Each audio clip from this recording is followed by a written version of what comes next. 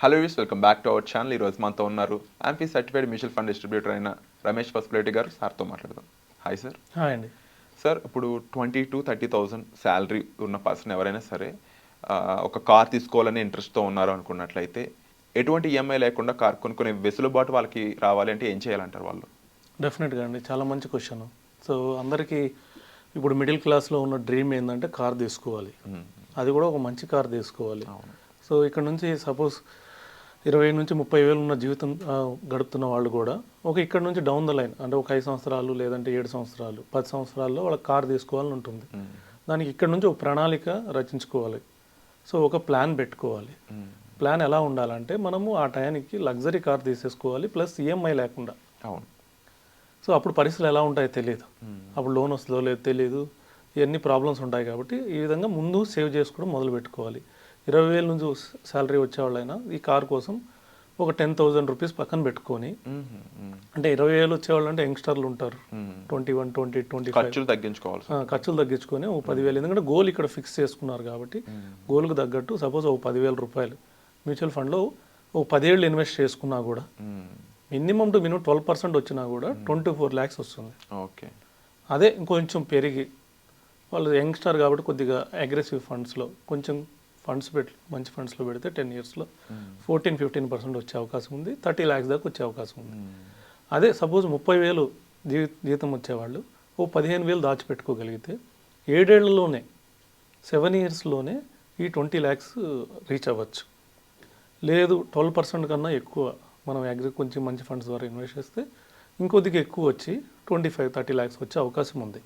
ఇట్లా వచ్చిన శాలరీలో సగం రూపంలో ఇన్వెస్ట్ చేసుకుంటా వెళ్తే మనం అనుకున్న గోల్ వితౌట్ ఈఎంఐ మనం ఆ టయానికి సపోజ్ 7 years తర్వాత మనకు తెలియదు ట్రెండ్ ఎలా ఉంటుందో, మంచి లగ్జరీ కార్స్ వస్తాయి, కాంపిటీషన్లో కొద్దిగా తక్కువలో రావచ్చు లేదంటే కొద్దిగా ఎక్కువలో రావచ్చు. వీటన్నిటికీ ప్లాన్ రెడీగా ఉండాలంటే ముందు వచ్చిన జీవితంలో మ్యాక్సిమం పార్ట్ ఇన్వెస్ట్ చేసుకోవాలి మ్యూచువల్ ఫండ్లో.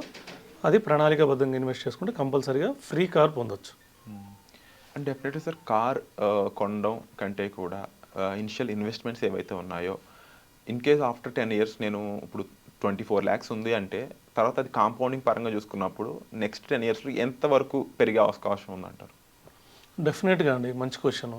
ఒక మ్యూచువల్ ఫండ్లో ఒక కాన్సెప్ట్ ఉంది, 15 into 15 into 15 1 crore అంటే 15,000 SIP 15 years.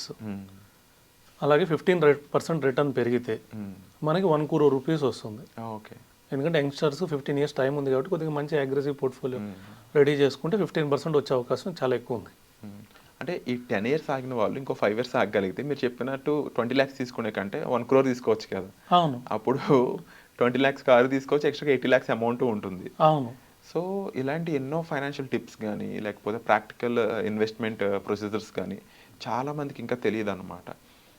అసలు 20,000 శాలరీ వచ్చేవాళ్ళు మొత్తం ఖర్చు పెట్టేస్తూ పొటెన్షియల్ అంతా వేస్ట్ చేసేస్తున్న టైంలో అలాంటి వారి కోసం మీరు ఎలాంటి డిజైన్స్ అనేవి రెడీ చేయబోతున్నారు? డెఫినెట్గా అండి. సో దాంట్లో మెయిన్ వచ్చేసి ఎవరైనా ఇన్కమ్ శాలరీ పడగానే ఏం చేస్తారంటే వచ్చిన దాంట్లో ఖర్చు పెట్టేస్తారు, ఎక్స్పెన్సెస్ తీసేసి మిగిలిన అమౌంట్ని సేవ్ చేస్తారు. సో మన ఫార్ములా అట్లా ఉండకూడదు.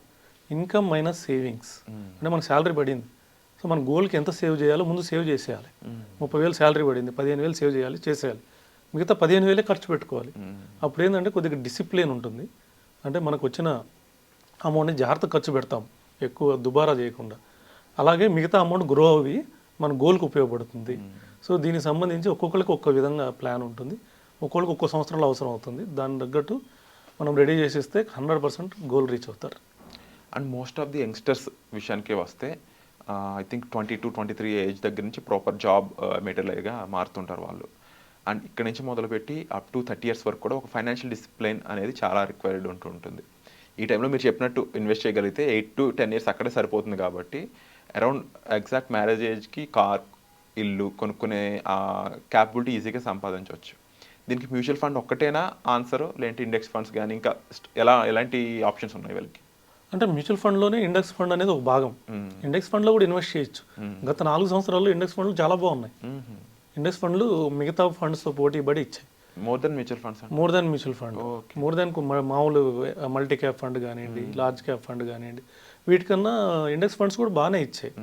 సో అలానే ఫ్యూచర్లో ఇస్తాయని మనం చెప్పలేము. ఇండెక్స్ ఫండ్లో ఉన్న బెనిఫిట్ ఏంటంటే కొద్దిగా ఎక్స్పెన్స్ రేషియో తక్కువ ఉంటుంది, కొద్దిగా రిటర్న్ ఎక్కువ వచ్చే అవకాశం ఉంది ఎక్స్పెన్సెస్ తగ్గడం వలన. సో అది కూడా మంచి ఫండే ఇండెక్స్ ఫండ్. సో అలాగే ఇండెక్స్ ఫండ్ ఒకటి, లార్జ్ క్యాప్ ఫండ్ ఒకటి, మిడ్ క్యాప్ ఒకటి, స్మాల్ క్యాప్ ఒకటి, మల్టీ క్యాప్ ఒకటి, ఇలాగ ఒక 5 ఫండ్స్ పోర్ట్ఫోలియో పెట్టుకుంటే సో మంచి రిటర్న్స్ వస్తాయి. Wonderful sir, and thank you so much sir. తప్పకుండా మరిన్ని వర్క్షాప్ ఐడియాస్తో మరిన్ని ఎపిసోడ్స్ మనం చేయాలని మనస్ఫూర్తిగా కోరుకుంటున్నాను. Thank you so much. Welcome.